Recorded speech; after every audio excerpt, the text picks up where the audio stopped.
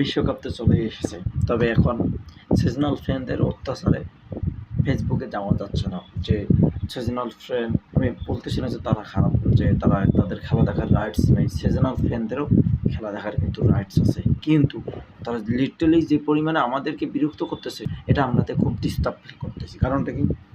বলতেছে যে এই টিমটা কাপ পাবে, যে তোরা সেভনাপ খাইছিস, তোরা 36 বছরও কাপ পাইস নাই, তোরা 16 বছরে হেক্সাবিশন দিতে পারিস নাই, ব্রাজিল কী খেলে, আর্জেন্টিনা কী খেলে। এবং আরও বলতেছে যে রোনালদো অনেক ভালো, কারণ রোনালদো ট্যাটু করে না, নেইমার ট্যাটু করে, রাফিনা ট্যাটু করে, মেসি ট্যাটু করে। এরা বলতেছে যে রোনালদো অনেক ভালো, যে ট্যাটু করে না। ভাই, লিটারালি একটা প্লেয়ারকে তুই এভাবে তো জাজ করতে পারিস না। আর্জেন্টিনা ভালো খেলে আমরা জানি, এবং ব্রাজিল ভালো খেলে, ফ্রান্স, স্পেন এরা অনেক ভালো খেলে। আপনি এগুলো নিয়ে কথাবার্তা বলুন।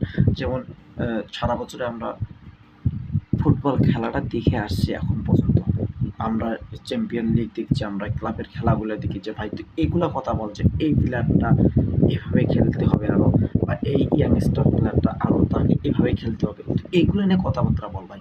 তুই লিটারেলি ডিসকানেক্ট ছিলি ফুটবল থেকে, তারপরেও কিন্তু আমাদের সাথে এভাবে মানে বিরক্ত করতেছিস ভাই। কেন? সিজনাল ফ্যানরা হয়েছিস তাই কী হয়েছিস ভাই? তো আমাদের সাথে কেন এভাবে করবি যে তোরা 16 বছর কাপ পাইস নাই, 36 বছর কাপ পাইস নাই? ভাই, তোদেরকে তো এগুলা আলোচনা করার দেয় নাই কেউ। আলোচনা করবি কেন?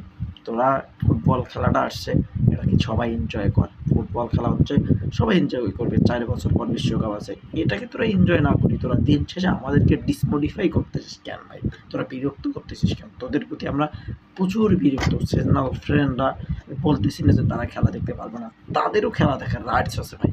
কিন্তু পজিশন নিয়ে কথা বল। তোরা পজিশন নিয়ে কথা বল হচ্ছে যে এই প্লেয়ারটা এভাবে খেলে বা আরও ভালো খেলতে হবে, এই পাস খেলে, ওই পাস খেলে, এগুলো নিয়ে কথা বল।